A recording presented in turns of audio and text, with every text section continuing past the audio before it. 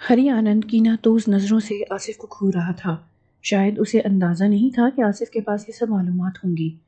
نہیں، تم غلط سمجھ رہے ہو، ایسی بات نہیں ہے۔ تم کیول مجھے اس کنیا کی زبان لا دو، اس کے بعد تم آزاد ہوگے۔ ہری آنند نے مکارانہ لہجے میں کہا۔ قید میں تو تمہاری میں اب بھی نہیں ہوں ہری آنند، اور رہی بات عظمیٰ کی زبان لانے کی یا اسے قتل کرنے کی، تو ایسا میں کسی صورت نہیں کر سکتا۔ آصف نے حتمی انداز میں اپنا فیصلہ سنایا۔ یہ کام تو تجھے ہر صورت میں کرنا ہی ہوگا۔ ہم تجھے اس حد تک مجبور کر دیں گے کہ تو ہر حال میں ہمارا یہ کام کرے گا۔ ایسا ہونا ناممکنات میں سے ہے ہری آنند۔ میں کسی کا بھی قتل نہیں کر سکتا۔ میں تیری منتیں سماجتیں نہیں کروں گا۔ ہاں، یدی تو خود ہماری بات مان لے تو تجھے دنیا جہان کی آسائشیں مل سکتی ہیں۔ جب میں زندہ ہی نہیں رہوں گا تو آسائشیں کیسی؟ ہری آنند خوخار نظروں سے آصف کو گھورنے لگا، پھر سر ہلاتے ہوئے بولا، ٹھیک ہے، دیکھتے ہیں، یوں تو یوں ہی صحیح۔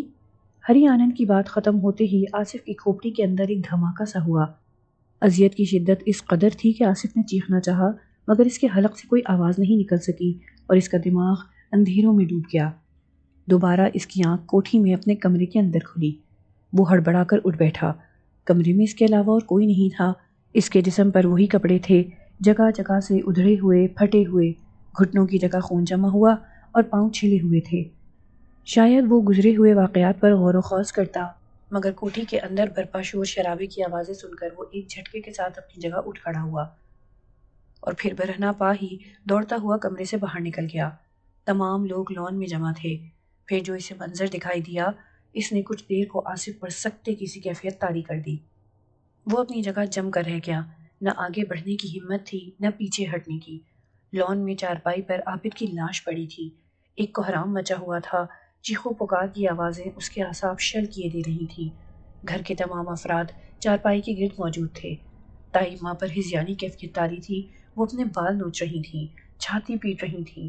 جہاں آرا بیگم، مسرت، خورشید بیگم، کلثوم اور رفت بیگم انہیں قابو کرنے کی کوشش کر رہی تھیں، مگر ان بوڑھی کمزور ہڈیوں میں جانے کہاں سے اتنی طاقت آ گئی تھی کہ پانچ پانچ عورتوں کے قابو میں نہیں آ رہی تھیں۔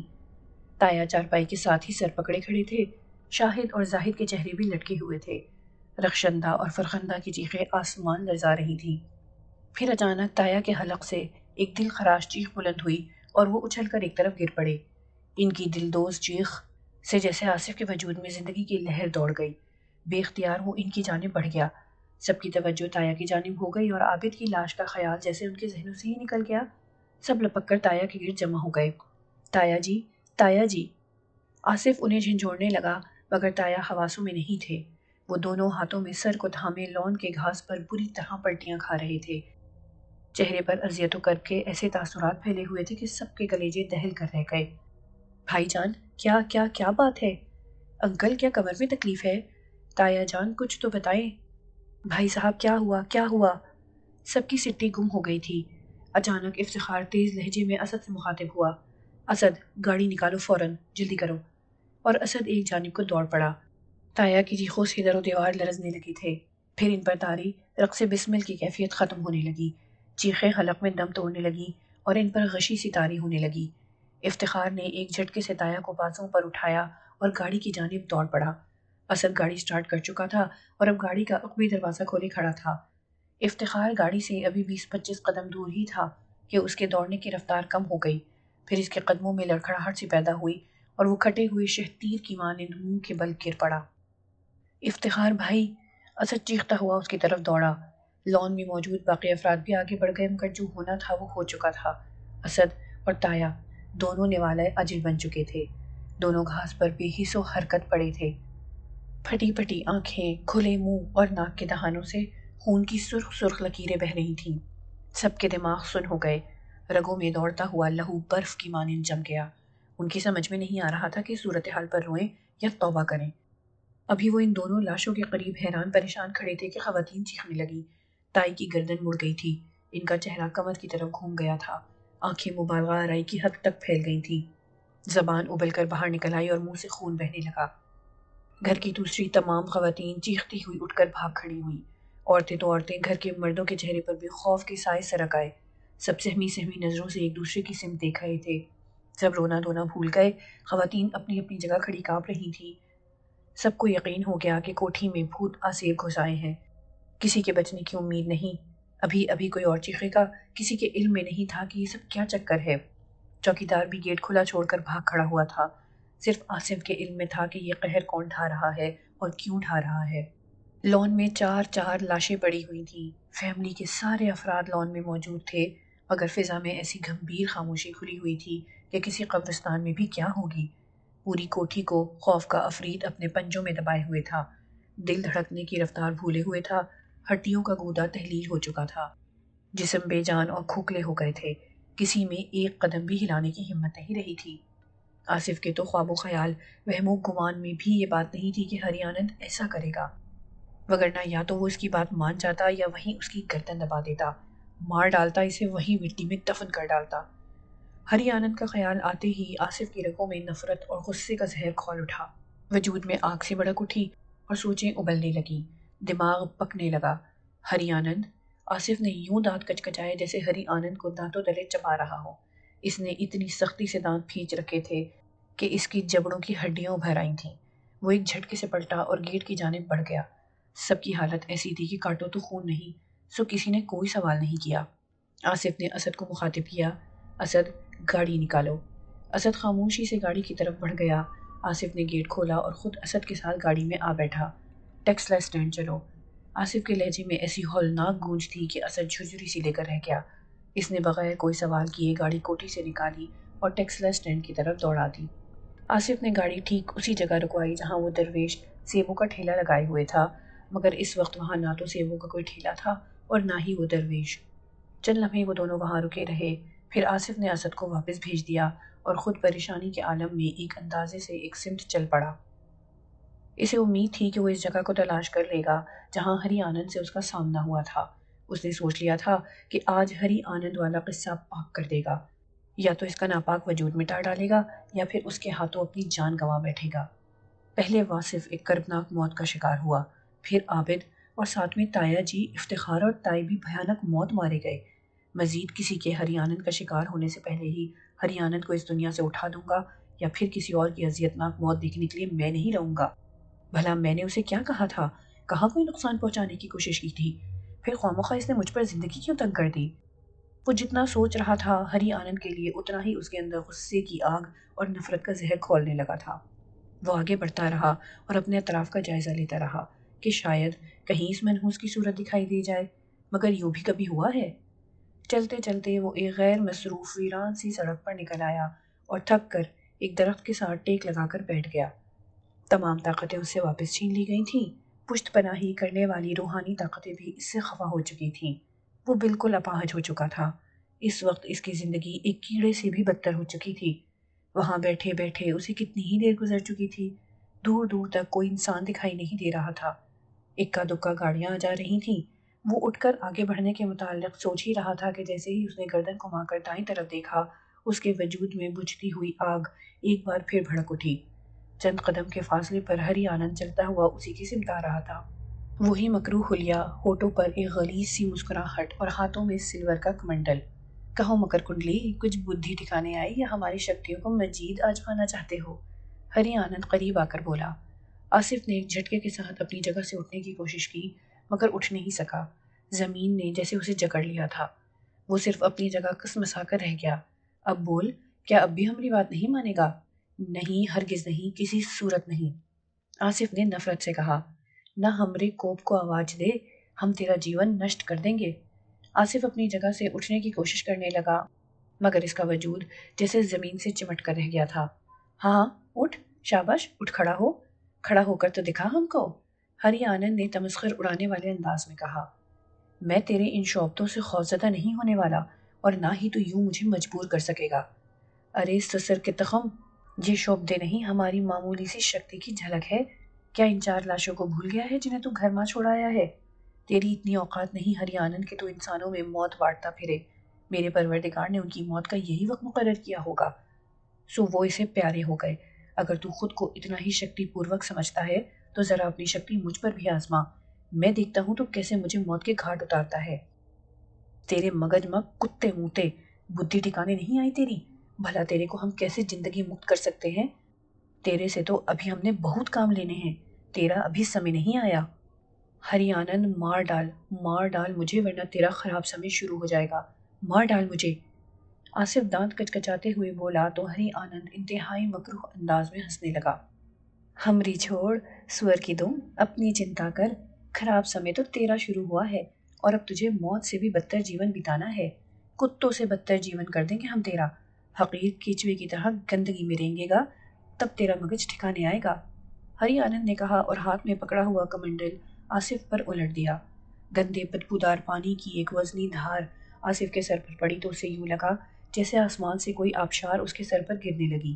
اتنا بوجھ تھا کہ اس کی گردن از خود سینے کی جانب جھکتی چلی گئی، کندھوں کی ہڈیاں چٹکنے لگیں، گردن کے مہرے کڑکڑا اٹھے، ریڑھ کی ہڈی اس طرح دھری ہوتی چلی گئی کہ آصف کی پیشانی سڑک پر جا لگی۔ وہ چیخنا چاہتا تھا مگر حلق میں زبان گولا بن گئی، جسم کی تمام رگیں یوں کھنچ گئیں گویا ابھی تڑاک سے ٹوٹ جائیں گی، پورے وجود کی رگیں اوپر تلے ہو گئیں اور آصف کا رواں رواں تشنج کی کیفیت کا شکار ہو گیا۔ کان لپٹ گئے، چہرے کے خد و خال عقبی جانب سرکنے لگے، اس کا سارا جسم ربڑ کے پتلے کے وجود کی طرح مڑنے توڑنے لگا تھا۔ سینے کی ہڈیاں آگے کی جانب نکل آئیں، کندھے اپنے مقام سے پیچھے ہٹ گئے اور ہاتھ پیر مڑنے لگے۔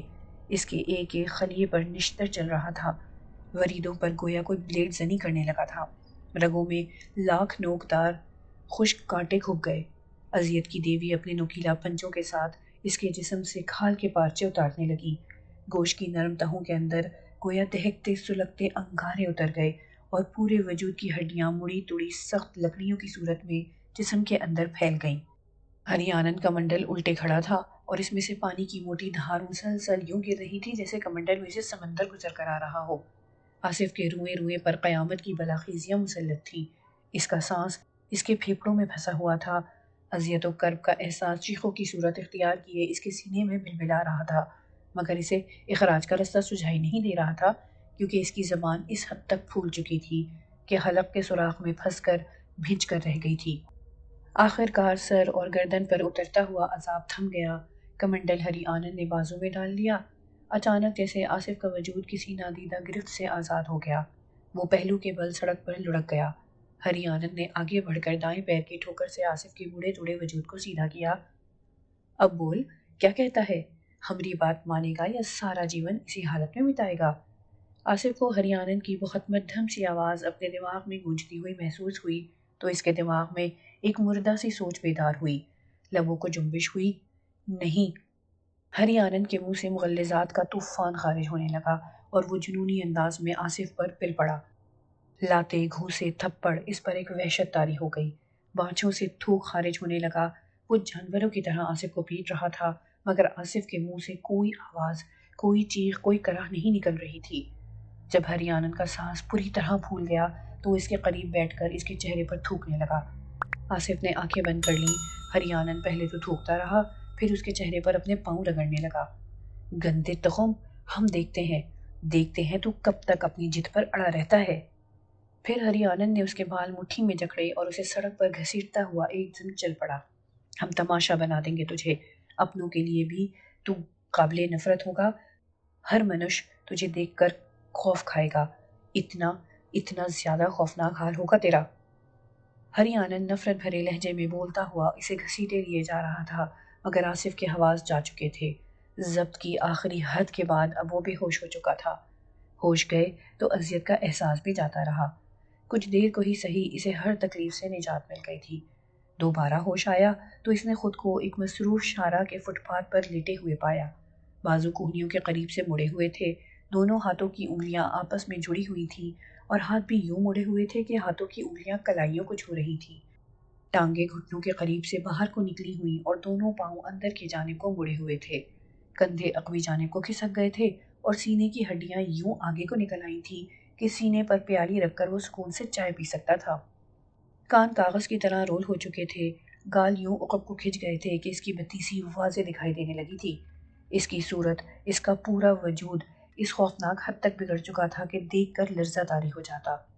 اس کے جسم سے قمیض غائب تھی اور شلوار جگہ جگہ سے پھٹی ہوئی تھی، جسم پر جا بجا زخم تھے جن میں سے پیپ بہہ رہی تھی اور پورے وجود میں تڑپا دینے والی خارش دوڑ رہی تھی، مکھیوں کا ایک ہجوم اس کے وجود پر منڈلا رہا تھا۔ اپنے ہی جسم سے اٹھنے والی بدبو کی شدت سے اس کا دماغ چکرا کر رہ گیا۔ سڑک پر آنے جانے والوں کی اتفاقیہ طور پر اس کی جانب نظر اٹھتی تو آئندہ ہی پل وہ کراہیت سے رخ پھیرے، ناک پر ہاتھ رکھے تیزی سے آگے بڑھ جاتے۔ آصف مڑے ہوئے ہاتھ زمین پر ٹیک کر اٹھ بیٹھا۔ نس نس میں خارش نے ایک قیامت مچا رکھی تھی۔ وہ جسم کے جس حصے کو بھی کھجانے کے لیے چھوتا، اس میں اذیت و کرب کی ایک لہر سی کروٹ لے کر رہ جاتی اور اس کا ہاتھ پیپ میں لتڑ جاتا۔ وہ اپنی جگہ بیٹھا بلبلا رہا تھا، کسمسا رہا تھا، تڑپ رہا تھا۔ اندر باہر ایک اذیت رقصاں تھی۔ ایک ایک مسام میں خارش کے افریت نے پڑاؤ ڈال رکھے تھے، مگر وہ کھجا نہیں سکتا تھا۔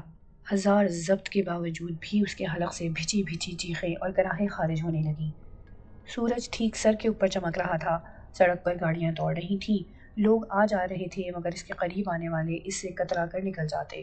آصف کے ذہن میں آئی کہ اسے گھر کا رخ کرنا چاہیے، مگر گھر کہاں تھا یہ اسے معلوم نہیں تھا۔ سورج کی روشنی گویا باریک اور تیز نوکیلی سوئیوں میں بدلی ہوئی تھی جو اس کے پورے وجود کو لپیٹ میں لیے ہوئے تھے۔ اپنی حالت قضائی سے اس کا کلیجہ پھٹنے کو ہو گیا۔ کیسا سڈول جسم تھا، کیسا خوبصورت چہرہ تھا، اور اب اپنا وجود ہی اس کے لیے عبرت کا سامان ہو گیا تھا۔ آنکھوں سے لڑکنے والے پانی کے قطرے اس کے گالوں پر بہہ رہے تھے۔ آنکھوں سے تو ایک ایک آنسو بہہ رہا تھا، جبکہ اندر اس کے دل پر کھولتے ابلتے آنسوؤں کا ایک آبشار گر رہا تھا۔ آصف ڈگمگاتے قدموں سے اٹھ کر کھڑا ہو گیا۔ ارے بھائی صاحب، ذرا ایک منٹ بات سنیے گا۔ آصف نے ایک راہ چلتے نوجوان کو مخاطب کیا۔ وہ ایک ذرا ٹھٹکا، پھر آصف پر نظر پڑتے ہی ہونٹ ناک سکیڑتے ہوئے پھرتی سے آگے بڑھ گیا۔ آصف کے دل پر ایک گھونسا سا پڑا۔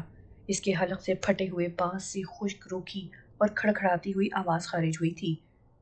وجود میں رینگتی ہوئی خارش کی زہریلی چوٹیاں اسے بے چین کیے ہوئے تھیں۔ وہ کھجانے کی کوشش کرتا تو اس کے حلق سے سسکیاں آزاد ہو جاتی اور وہ تلملا اٹھتا۔ وہ اپنے ٹیڑھے پاؤں پر ڈگمگاتا ہوا آگے بڑھنے لگا۔ اس کی کوشش تھی کہ کسی طرح جلد سے جلد گھر تک پہنچ جائے، اس اذیت ناک خارش سے بچاؤ کی کوئی ترکیب کی جائے۔ وہ سڑک پر چلتا ہوا آگے بڑھ رہا تھا۔ دیکھنے والوں کی نظر میں اس کے لیے نفرت اور کراہت کے سوا اور کچھ نہیں تھا۔ وہ انسان نہیں بلکہ انسان نما کوئی عجیب الخلقت مخلوق لگتی تھی۔ بابا جی، جنگی سیدہ کا علاقہ کہاں ہے؟ آصف نے ایک خوشپوش بزرگ کو مخاطب کیا۔ بابا جی یوں اچھل کر آصف سے دور ہوئے، گویا اسے اشارہ دے رہے ہوں کہ جنگی سیدہ اس طرف ہے۔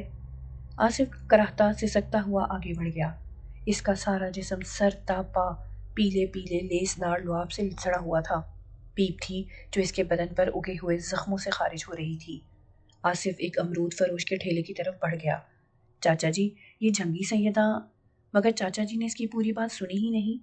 اوئے اوئے، ہٹ ہٹ پرے، چل دور ہو لانتی، نکل۔ وہ غصیلے انداز میں آصف پر پل پڑا۔ ایک طرف پڑے ہوئے کریٹ سے اس نے لکڑی نکال لی۔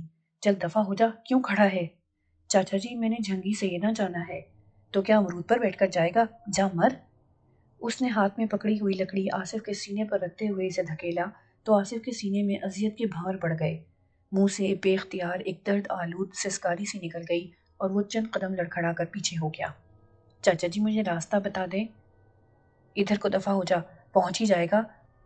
اس نے ایک طرف کو اشارہ کیا تو آصف آگے بڑھ گیا۔ خارش کی تکلیف لہجہ بلہجہ ناقابل برداشت ہوتی جا رہی تھی، مگر اس کے پاس اس جہنمی تکلیف کا کوئی حل نہیں تھا اور وہ سوائے بلبلانے کے اور کچھ نہیں کر سکتا تھا۔ ابھی تو اس کی پہلی سٹیج کا سفر شروع ہوا تھا، صرف بھوک کی جھلک تھی، فاقوں کی ابتدا تھی، اور ابھی تو اسے اذیت و کرب میں اتنا ڈوبنا تھا کہ اس اذیت میں سے لذت کے چشمے پھوٹ پڑتے۔ سفر کی شروعات ہوئی تھی، پاؤں کو آبلوں نے پہچانا تھا، اسے اسی آبلہ پائی میں سفر کرنا تھا، چلنا تھا، اس وقت تک چلتے رہنا تھا جب تک آبلے پھوٹتے، ان سے بہنے والے پانی اس کے پیروں کی کثافت نہ دھو ڈالتا۔ ابھی جسمانی آبلہ پائی کا دور تھا اور اس دور کو روحانی آبلہ پائی میں داخل ہونا تھا۔ روح کی نجاست بدن سے پھوٹ رہی تھی، اذیت ابھی بے معنی تھی، بدن اپنی زکوٰۃ ادا کر رہا تھا، عبادت ادھوری تھی اور تکمیل کا سفر اسے خود گھسیٹ رہا تھا۔ انسانوں کی حقارت بھری نفرت بھری نظریں اسے مر جانے پر اکسا رہی تھیں۔ تذلیل کے پانیوں کے اس کے سر پر جیسے سوتے کھل چکے تھے، مگر وہ بے خبر تھا کہ ان آنکھوں اور سوچوں کے عوض اس کا سفر کتنی تیزی سے طے ہونا شروع ہو چکا تھا۔ آصف چلتا رہا یہاں تک کہ اس کی ٹانگیں، اس کے پیر اس کا ساتھ دینے سے انکاری ہو گئے۔ عمارتوں کے سائے لمبے ہو گئے، سورج پستیوں میں اتر گیا۔ آصف بھی تھک کر ایک جگہ فٹ پاتھ پر بیٹھ گیا۔ شام ہو گئی تھی، خنکی کا احساس قوی ہو گیا۔ آصف اذیت کی گرد میں اٹی آنکھوں سے اپنے اطراف کا جائزہ لینے لگا کہ سرد رات کے ٹھٹھکتے ہوئے پنجوں سے خود کو بچا کر کہاں رات گزاری جائے۔ اچانک اسے اپنے عقب میں ایک فلک شگاف قہقہے کی آواز سنائی دی۔ آصف نے گردن گھما کر اپنے عقب میں دیکھا تو چونک پڑا۔ اس کے سامنے وہی مجذوب کھڑا ہنس رہا تھا جس نے 1 روپے کا سکہ اس کی ہتھیلی پر رکھا تھا۔ سر کے بال کسی پھل کے گودے میں لتھڑے ہوئے تھے، بہتی ناک، منہ سے خارج ہوتا لعاب جس میں داڑھی کے بال بھیگ رہے تھے، گلے میں کسی جانور کی آنتوں کی مالا۔ وہ اپنے مخصوص حلیے میں فٹ پاتھ پر ناچ رہا تھا اور پاگلوں کی طرح ہنس رہا تھا، بڑبڑا رہا تھا، تیرا حساب پورا، میرا سوال مکمل، تیرا حساب پورا، میرا سوال مکمل۔ وہ ناچ رہا تھا، بول رہا تھا اور قہقہے لگا رہا تھا۔ آصف ایک جھٹکے کے ساتھ اپنی جگہ سے اٹھا اور اس مجذوب کے پیروں میں گر گیا۔ بابا جی مجھے معاف کر دیں، مجھ سے غلطی ہو گئی تھی، مجھے معاف کر دیں۔ آصف کا لہجہ ندامت کے آنسوؤں میں بھیگا ہوا تھا۔ مجذوب نے ٹھوکر ماری اور آصف ایک طرف لڑک گیا۔ خنزیر خور، ہماری گردن سے کیوں دشمنی کر رہا ہے؟ مجذوب نے تیز غصیلے لہجے میں کہا۔ بابا جی میں آپ کے ساتھ بدتمیزی سے پیش آیا تھا، خدا کے لیے مجھے معاف کیجیے اور مجھے اس عذاب سے نجات دلا دیجیے۔ بابا جی یہ اذیت میری جان لے لے گی، یہ تکلیف مجھے مار ڈالے گی، میری برداشت سے باہر یہ۔ آصف رو پڑا۔ ایک چھینٹا یاد آ گیا ہے تمہیں، اور دریا یاد نہیں جس میں ڈوبے رہے؟ مجذوب نے چبھتے ہوئے لہجے میں کہا، مگر آصف اشارہ نہیں سمجھ سکا۔ چراغ سے روشنی لینے کے لیے گڑ گڑا اٹھے، اور سورج کا سوچا بھی نہیں جو ذرے اور پہاڑ کو یکساں روشنی سے نوازتا ہے۔ مگر مجذوب کا یہ اشارہ بھی آصف کی سمجھ میں نہیں آیا۔ اذیت اور اضطراب نے اس کے فہم و ادراک پر برف جما دی تھی۔ بابا جی، میرے چاروں طرف یکایک ایک ایسے سنگین اندھیرے چھائے ہیں کہ ان کے پار نہ تو مجھے سورج دکھائی دے رہا ہے اور نہ ہی اس سورج کی کرن اس اندھیرے کے سینے کو چیر کر مجھ تک پہنچ پا رہی ہے۔ مجھے کچھ سجھائی نہیں دے رہا بابا جی، مجھے کچھ سجھائی۔ مجذوب نے آصف کی بات کاٹ دی۔ چپ کر جا ناپکار، کیوں کفر بکتا ہے؟ اندھیرے روشنی پر کبھی حاوی نہیں ہو سکتے، روشنی خود انہیں جگا دیتی ہے، اور یہ اندھیرے تیرے اطراف میں نہیں تیرے اندر ڈالے ہوئے ہیں۔ تیرے دل و دماغ پر اندھیروں نے تسلط جما رکھا ہے۔ اندھا ہے تو جو تجھے اندھیروں کے سوا کچھ دکھائی نہیں پڑتا۔ آنکھوں والے سب دیکھتے ہیں، اندھیرے بھی اور روشنیاں بھی۔ تمیز کرنا پڑتی ہے ہر چیز میں۔ آنکھیں بند ہوں تو اندھیرے دکھتے ہیں۔ تیرا ابھی وقت نہیں آیا کہ تو بند آنکھوں بھی روشنیوں کے جلوے دیکھ سکے۔ روشنی دیکھنا چاہتا ہے تو آنکھیں کھول، آنکھیں کھولنا ہوں گی تجھے۔ مجذوب کا لہجہ جلال میں تپا ہوا تھا۔ تو پھر میں کیا کروں؟ مجھے بتائیں، میں کیسے آنکھیں کھولوں، کیسے راستہ ڈھونڈوں؟ آصف کے لہجے میں بے بسی کی تڑپ تھی۔ یہ مجھ سے نہ پوچھ، میں تو خود مسافر ہوں، راستے کے مالک سے پوچھ جس نے دونوں راستے بنائے تھے۔ مجذوب نے اتنا کہہ کر آگے کی جانب کو بڑھا تو آصف اس کے قدموں سے لپٹ گیا۔ بابا جی مجھے یوں عذاب میں چھوڑ کر نہ جائیں، مجھے اپنے راستے پر اپنے ساتھ لے چلیں، میں اس راستے پر نہیں چل سکتا، میرے قدم میرا ساتھ نہیں دیتے۔ مجذوب نے ایک جھٹکے سے اپنے پیر چھڑائے اور 2 قدم پیچھے ہٹ گیا۔ اندھے، ہماری گردن توڑا کر دم لے گا کیا؟ قدم ساتھ نہیں دیتے تو ہمارا قصور ہے کیا؟ راہ خار کی طرف خود ہی تو بھاگا تھا تو نے خود اپنے لیے راستہ منتخب کیا تھا۔ اب پاؤں بھی زخمی ہوں گے اور سفر بھی کرنا ہوگا، جب تک راستہ قدموں تلے بچھا ہوا ہے۔ اور پھر میرے ساتھ، میرے راستے پر تو سفر نہیں کر سکے گا۔ اپنے راستے پر ہی چل اور چلتا رہے گا تو جلدی پہنچے گا، اور پھر تیری منزل تو زیادہ دور بھی نہیں ہے۔ ہاں میں نے ابھی بہت دور جانا ہے، مجھے جانا ہے۔ مجذوب آگے بڑھا تو آصف لڑک کر اس کے سامنے آ گیا۔ بابا جی ٹھیک ہے مجھے ساتھ لے کر مت چلیں، مگر اس عذاب سے تو چھٹکارا دلاتے جائیں، مجھے تو اب سانس بھی اذیت دینے لگی ہے۔ گندگی میں دھل رہی ہے، دھلنے دے اس کو، بہنے دے، اندر کی غلاظت باہر آ رہی ہے، آنے دے، اندھیرے چھٹ جائیں گے۔ صبح کاذب کے بعد اندھیرا بہت گاڑھا ہو جاتا ہے، اور وہ اندھیرا صبح صادق کا پیامبر ہوتا ہے۔ پہچان تجھے خود کرنی ہے۔ تیرا ایک ایک بال ڈوبا ہوا تھا اس غلاظت میں، جب تیرے جسم کا ہر ایک بال تر ہو جائے اس وقت سمجھ لینا غلاظت چھٹنے والی ہے۔ اور پھر تو غلاظت سے بڑی کراہت کھاتا تھا، ایک سکہ ہتھیلی پر برداشت نہیں ہوا تھا تیرے سے، اب ذرا تمیز تو کر۔ مجذوب اتنا کہہ کر آگے بڑھ گیا۔ اس بار آصف میں ہلنے کی ہمت نہیں ہوئی، وہ سر جھکائے اپنی جگہ بیٹھا رہا، جسم میں گویا تیزاب ڈوبی ہوئی سوئیاں اتر رہی تھیں۔ اچانک اس کے ذہن میں خیال کوندا تو وہ چونک پڑا۔ واقعی اگر ایسا ہو جاتا تو اسے اس جاں گزل اذیت سے نجات مل سکتی تھی۔ آصف نے تڑپ کر سر اٹھایا۔ مجذوب کچھ ہی دور پہنچا تھا، آصف ایک جھٹکے سے اٹھا اور اس مجذوب کی طرف دوڑ پڑا۔